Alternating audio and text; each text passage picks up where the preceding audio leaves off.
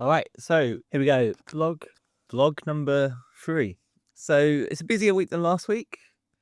I did a lot of filming, a couple of rides on the track, and road season is looking quite close for quite a few of my athletes. So this week on Monday, I rode an SQT, so that was a structured quality training for those that don't know, on the track. There was a real mix of riders there this week. A lot of the fast ones are currently this weekend at nationals, and then there was a few others freshly accredited and those that just do the SQTs.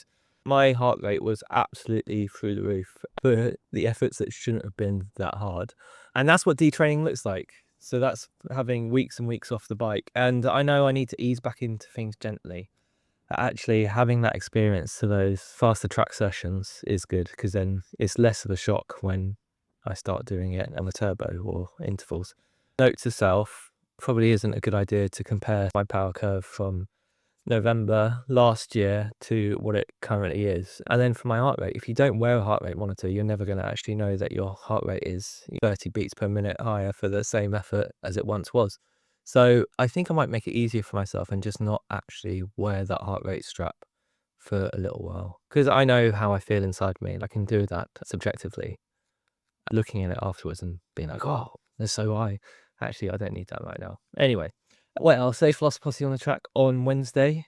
And this was actually quite interesting because I just filmed and edited a video about practice scheduling just the day before. So my head was full of all the theory, blocked, serial, random, contextual interference. And there I am standing on the safety zone, sort of just watching it play out in real time. So I'm going to go through the session with you that we did.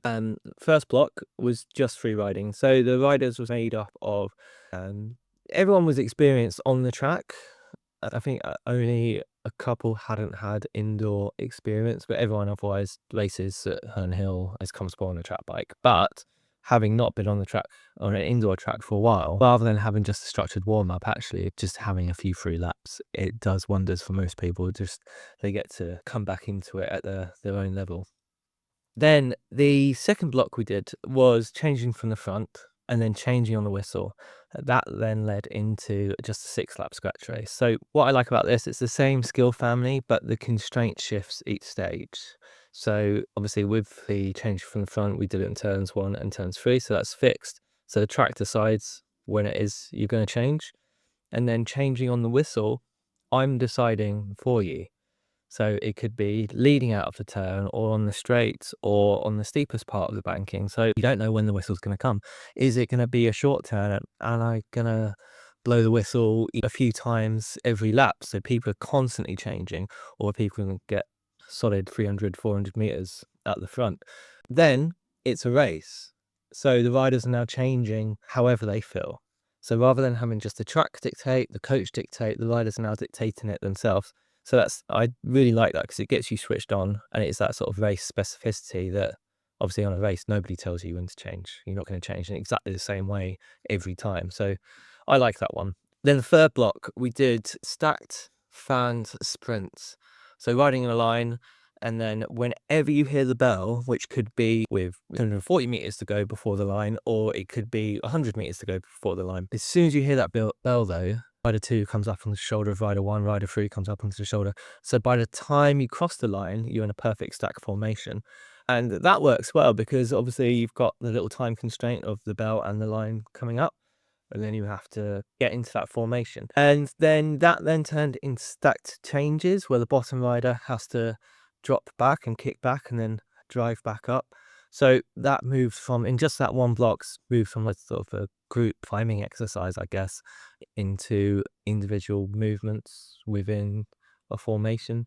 Then fourth block, everyone's favourite, Sean's game. Who Sean is, I don't know. Somebody once told me he might have been from Welling, the coach from up there. But that's where you have a train on the black, and then people just dip in and out, and the front rider peels off once they've done a lap at the front. So I didn't plan this session thinking, right, I need a structure with serial blocks. This is a group I coach maybe once a year. It's not a regular weekly session that I do. But when I look at it afterwards, having just done a whole video on the theory of session planning, the structure is there. So that's different skills across the block, serial progressions within them, I'll explain this all more in the video I've got coming up, but it was just a nice reminder that the theory and the practice aren't actually as far apart as they sometimes feel. It's what else we've got coming up. So my riders, we've got one ride at the head of the Ashdown tomorrow. So that's brought back some memories. So I did that route quite a few years ago. It was very icy when I did it, and I had a lot of punctures. But Kids Hill is on the route, and that's one of my favourite climbs. I used to live sort of a few miles away from there. And really nice climb because it's sort of just straight up, isn't it? I think it's only what 200 meters of, maybe not even 200 meters of climbing. It's about a 5-6 minute effort. Oh, it's been a while since I've been up there, but I used to love doing sort of 30 seconds on and 30 seconds off up that. Fortunately, I never had to race up it. The year that the Tour of Sussex used it, they did laps of it. I was actually stationed on the finish line setting the finish line up and then judging. So never got to experience that. Little update on Kennedy. So last vlog I mentioned Kennedy, one of the riders I coach out in Kenya. So he's got the Commonwealth Games coming up in the summer on the track.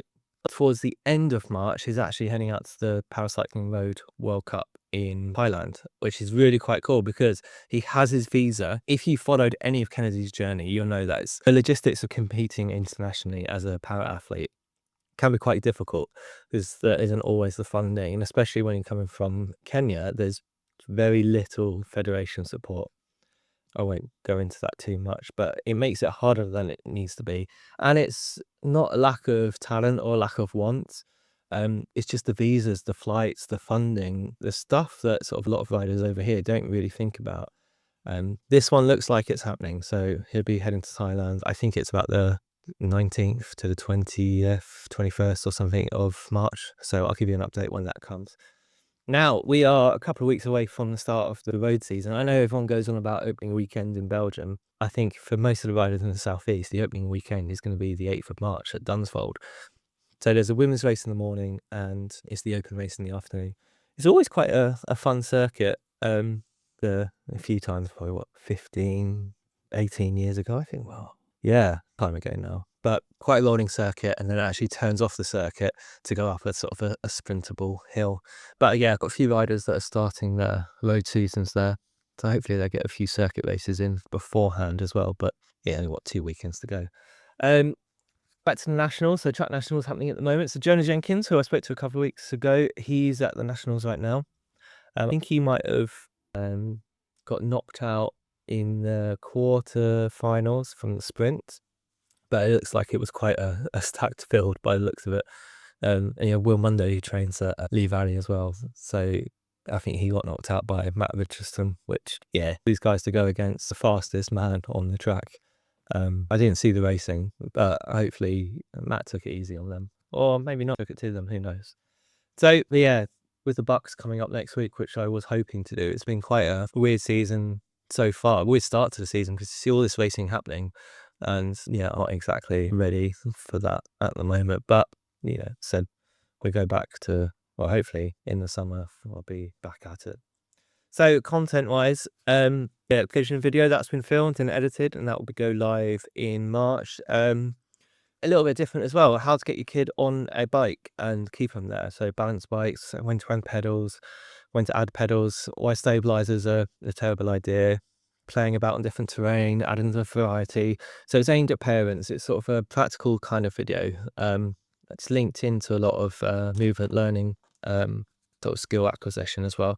But yeah, edited, it's ready to drop as well. Yeah, for drop in about a month's time. And I've also started writing a series on physiology. So this one I'm sort of quite enjoying. So I've started off the anaerobic and phosphocreatine system, your sort of your sprint stuff. I've also written a couple of scripts on the aerobic. I would say the physiology stuff is as much for me as for anyone watching. So I have a general grasp of the general ideas. I can compare and contrast the energy systems. I can apply them to training. I can talk about them with athletes. But I do really want to understand deeper than that, the exact stages, the exact mechanisms.